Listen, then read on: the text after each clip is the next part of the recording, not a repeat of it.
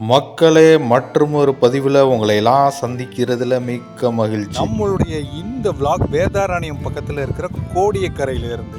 வேதாரண்யம் எங்கே இருக்குது அப்படின்னாக்கா நாகப்பட்டினம் மாவட்டத்தில் இருக்குது. இந்த வேதாரண்யத்திலேருந்து கோடியக்கரைக்கு சரியாக 12 கிலோமீட்டர். இந்த ரோடு தான் வேதாரண்யத்திலேருந்து நம்ம கோடியக்கரைக்கு போகிற ரோடு. இந்த ஏரியா முழுக்க உப்பளங்கள். நம்ம கோடியக்கரை செக் போஸ்ட்டை அடைஞ்ச உடனே நம்ம பார்க்க வேண்டிய முதல் அட்ராக்ஷன் பிளேஸ் இதுதான். இந்த இடம் வந்து ராமர் பாதம் அப்படிங்கிற மாதிரி சொல்கிறாங்க. ராமருடைய பாதம் இந்த இடத்துல இருக்குது அப்படின்னு கொஞ்சம் தூரம் மேலே ஏறி போகணும். ஸோ இதுவுமே ஒரு பெஸ்ட் அட்ராக்ஷன் பிளேஸ் இங்கே. சரியாக சொல்லணும்னா இந்த ராமர் பாதம் கிட்டத்தட்ட ஒரு 25 அடிக்கு மேலே கட்டப்பட்டிருக்கு. இந்த படிகளில் மேலே ஏறி போனால் ஒரு மணிமண்டபம் இருக்கும். அந்த மணிமண்டபத்துக்கு கீழே இந்த ராமர் பாதம் வந்து வடிவமைக்கப்பட்டிருக்கு. இந்த ராமர் பாதத்தை பற்றி வரலாற்றுகளில் என்ன சொல்கிறாங்க அப்படின்னாக்கா, இந்த மணல் மேட்டில் நின்று தான் ராமர் வந்து இலங்கையை பார்த்துருக்கார். ஸோ அப்படி அங்கே பார்க்கும் பொழுது ராவணனுடைய பின்புற கோட்டை வாயில் தெரிஞ்சிருக்கு. ஒரு வீரன் வந்து பின்பக்கமாக தாக்குறது வீரமாகாது. அதனால அவர் என்ன பண்றாரு, இந்த இடத்த விட்டுட்டு ராமேஸ்வரத்திலேருந்து இலங்கையை தாக்குறதுக்கு முற்பட்டிருக்காரு. இந்த விஷயங்கள்லாம் இதிகாசங்களாக குறிப்பிடப்பட்டிருக்கு. ஃபைனலாக நம்ம இந்த ஸ்டெப்ஸில் ஏறி இந்த மணிமண்டபத்தை வந்து அடைஞ்சாச்சு.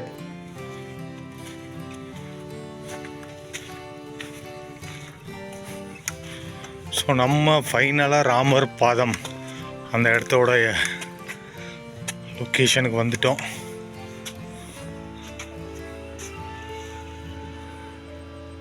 இதுதான் வந்து ராமர் பாதம்.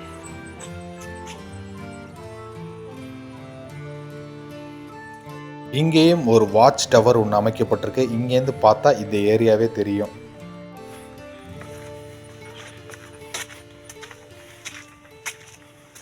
ஸோ ஊருக்கு வெளியிலே வந்து அந்த செக்யூரிட்டி கேம்ப்லாம் இருக்குது.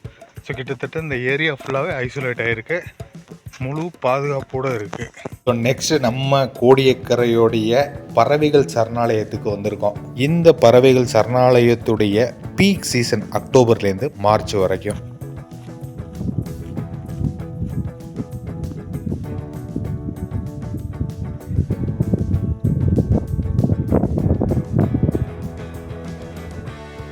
ரொம்ப பியூட்டிஃபுல்லான ஒரு வாட்ச் டவர், அதோடு சேர்த்து ஒரு பிரிட்ஜு ஒன்று.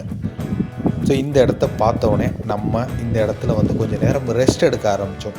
சில்லுன்னு காற்று, காது நிறைய பறவைகள் சத்தம், சுற்றி பேக் வாட்ரு. ஸோ அப்படி ஒரு அற்புதமான சூழ்நிலை இங்கே.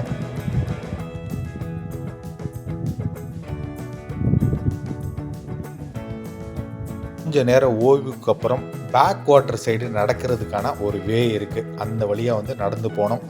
நிறைய பறவைகளை பார்க்க முடிஞ்சு. இங்கே வருஷத்துக்கு 290 வகையான பறவைகள் ஆயிரக்கணக்கில் மைக்ரேட் ஆகி இங்கே வந்துக்கிட்டு இருக்கு. சைபீரியா, ஈரான், ஈராக்கு, சீனா, ரஷ்யா இங்கேருந்தெல்லாம் வந்துக்கிட்டு இருக்கு. அதிகபட்சம் 22,000 கிலோமீட்டர் தூரங்கள்லேருந்து இங்கே பறவைகள் வந்துக்கிட்டு இருக்கு வலசை செய்ய. இங்கே சீசனுக்கு வர்ற பறவைகள் சீசன் முடிஞ்சதுக்கப்புறம் சவுத் ஆப்பிரிக்கா சைடு போகிறதா சொல்கிறாங்க. இப்படி வருஷம் மக்கள் தொகை கணக்கெடுப்பு நடக்குதோ அதே மாதிரி பேர்ட்ஸுக்குமே இந்த சென்சஸ் வந்து நடத்தப்படுது. வருஷம் என்னென்ன வகையான பறவைகள் வருது, எத்தனை ஆயிரம் பறவைகள் வருது அப்படிங்கிற கணக்குகளையும் இங்கே வனத்துறையினர் மற்றும் இந்த பறவைகள் ஆர்வலர்கள் இவங்கெல்லாம் சேர்ந்து குழுவாக இந்த விஷயங்களை வருஷம் செஞ்சுக்கிட்டு வராங்க.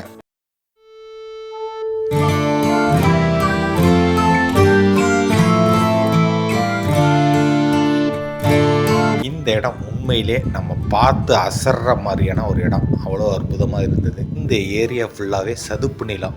இந்த ஏரியாவுடைய பரப்பளவு மட்டும் கிட்டத்தட்ட 20,000 ஏக்கர்கள் அப்படிங்கிற மாதிரி சொல்கிறாங்க.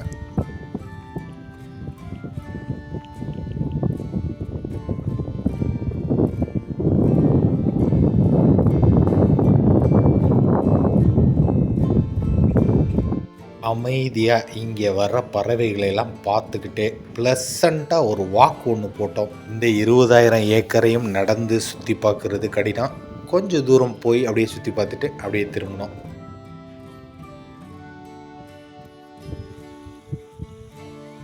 நம்ம பறவைகள் சரணாலயத்தை சுற்றி பார்த்ததுக்கப்புறம் நெக்ஸ்ட்டு கோடியக்கரையோடைய லைட் ஹவுஸ் ரொம்ப ஃபேமஸ்ஸு. ஸோ அந்த இடத்துக்கு தான் நம்ம போய்கிட்டு இருக்கோம். ஸோ வாங்க லைட் ஹவுஸையும் போய் பார்ப்போம். இதோ நம்ம கண்ணுக்கு முன்னாடி தெரிகிறது பிரம்மாண்டமான மேட் ஆர்கிடெக்சர். இந்த லைட் ஹவுஸ் 1998 கட்டியிருக்காங்க.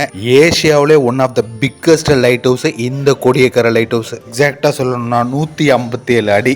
இந்த 157 அடியை நம்ம மேலே ஏறி பார்க்க போறோம்.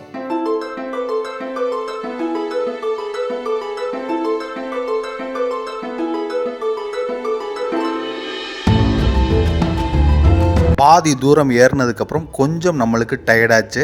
ஸோ எவ்வளோ தூரம் ஏறி இருக்கோன்னு பார்த்தோம். இவ்வளோ தூரம் நம்ம ஏறி இருக்கோம். என்னடா ரொம்ப போயிட்டே இருக்கு. சரி,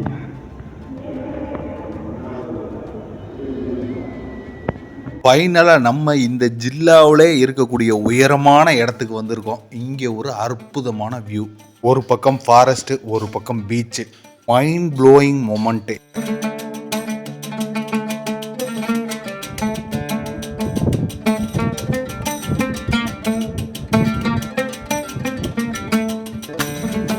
சுற்றி முற்றி விலாக் எடுக்கிறதையெல்லாம் மறந்துட்டு கொஞ்ச நேரம் பார்த்து ரசித்ததுக்கப்புறம் தான் நம்ம இந்த விஷயங்களையெல்லாம் ஷூட் பண்ண ஆரம்பித்தோம்.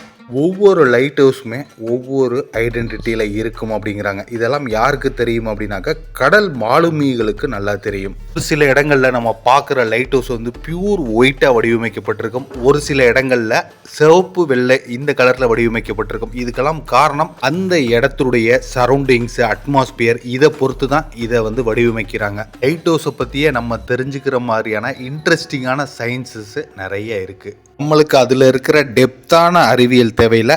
ஜென்ரலாக என்ன சொல்கிறாங்க அப்படின்னாக்கா இந்த ஒவ்வொரு லைட் ஹவுஸுடைய அந்த லைட்டுடைய வேகம், அந்த லைட்டுடைய கலரு, அந்த லைட்டு எவ்வளோ தூரம் பயணிக்குது, இந்த மாதிரியான விஷயங்கள்லாம் ஒவ்வொரு லைட் ஹவுஸுக்கும் வேறுபடும். ஸோ இதை வச்சே மாலுமிகளுக்கு கரெக்டாக தெரியும் நம்ம எந்த லைட் ஹவுஸை நோக்கி போய்கிட்டு இருக்கோன்னு. மேக்சிமமாக இங்கேருந்து வீசக்கூடிய ஒளி எவ்வளோ தூரம் போகும் அப்படின்னாக்கா 50 கிலோமீட்டர் வரையும் இதனுடைய ஐடென்டிஃபிகேஷன் இருக்கும் அப்படிங்கிற மாதிரியும் சொல்கிறாங்க. மேலும் இந்த மாதிரியான லைட் ஹவுஸ்லேருந்து தகவல் தொழில்நுட்பம் சார்ந்த விஷயங்களும் பரிமாறப்படும் அப்படிங்கிற மாதிரியும் சொல்கிறாங்க. லைட் ஹவுஸை பற்றி இன்னும் அட்வான்ஸாக சொல்லணும் அப்படின்னாக்கா நாசா ஃபியூச்சரில் நிலாவிலையும் லைட் ஹவுஸை உருவாக்க போகிறாங்க. விண்கலங்கள், ரோபோட்ஸு, இந்த மாதிரியான விஷயங்கள் ஈஸியாக லேண்ட் ஆகிறதுக்காக இந்த விஷயங்களை உருவாக்க போகிறாங்களாம். ஸோ லைட் ஹவுஸ்குள்ளே அந்த சிட் அவுட்லாம் நிறையா வச்சுருக்காங்க, சின்ன பார்க்கு. இது இல்லாமல் அந்த தகவல் தொழில்நுட்பம் சார்ந்த ஆண்டனாஸு, இது மாதிரியான விஷயங்களும் இருக்குது. இங்கே ஒரு கேஃபிடீரியா இருக்குது. மக்களே, நம்ம லைட் ஹவுஸை முடிச்சுட்டு நெக்ஸ்ட்டு வந்து கோடியக்கரையுடைய பீச்சுக்கு போகிறோம். இந்த கோடியக்கரை பீச்சோட ஸ்பெஷல் என்ன அப்படின்னாக்கா பாக் ஜலசந்தியும் வங்காள விரிகுடாவும் ஒன்றா மீட் பண்ணுற இடம். கிட்டத்தட்ட இந்த கடற்கரை பீச்சுடைய நீளம் வந்து 12 கிலோமீட்டர். இந்த கடற்கரையுமே ரொம்ப அமைதியான அழகான கடற்கரை. ஸோ இப்போ நம்ம பார்த்துக்கிட்டு இருக்க விஷயங்கள்லாம் மீனவர்கள் அவங்க மீன் பிடிச்சிட்டு அந்த மீன்களை வந்து பிரித்து தரம் பிரித்து பார்த்துக்கிட்டு இருக்காங்கன்னு நினைக்கிறேன். ஸோ ஏதோ ஒரு ஒர்க் ஒன்று நடந்துக்கிட்டு இருக்கு. ஸோ அந்த விஷயங்களை தான் பார்த்துக்கிட்டு இருக்கோம்.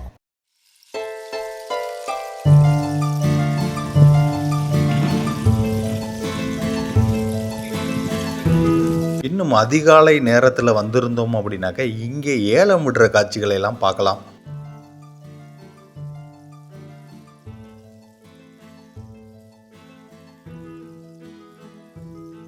இந்த கடற்கரையுமே வந்து அலை கம்மியாக இருந்துச்சு, பறவைகள் ஏராளமாக இருந்துச்சு கடற்கரையில்.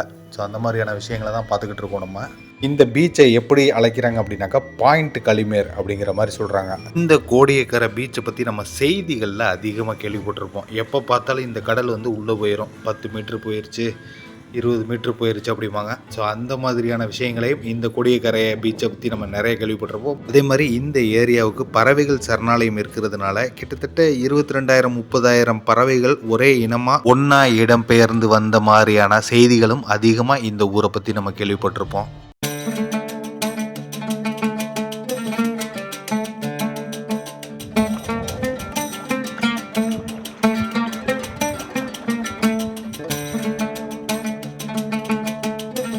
இங்கே நிறைய டூரிஸ்ட்டு வந்து போய்கிட்டு இருக்காங்க. ஸோ அந்த மாதிரியான விஷயங்களையும் நம்மளால் பார்க்க முடிஞ்சுச்சு.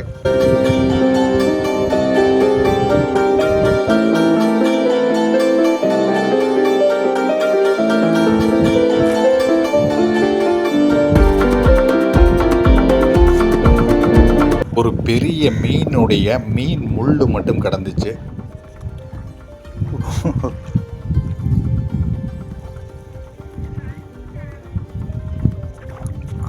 இந்த ஒரே ஒரு ஊரில் சமயம் சார்ந்த விஷயங்கள் இருக்குது, வரலாற்று சார்ந்த விஷயங்கள் இருக்குது, அது இல்லாமல் நேச்சர் சார்ந்த விஷயங்களும் இருக்குது. ஒன் டே பிளான் பண்ணி போனால் போதும். இந்த ஊரில் இருக்கிற எல்லா இடத்தையுமே நல்லா ரிலாக்ஸ்டாக பார்த்துட்டு வர்ற மாதிரியான ஒரு இடம் தான் இந்த கோடியக்கரை. மக்களை மறக்காமல் நீங்களும் ட்ரை பண்ணி பாருங்கள்.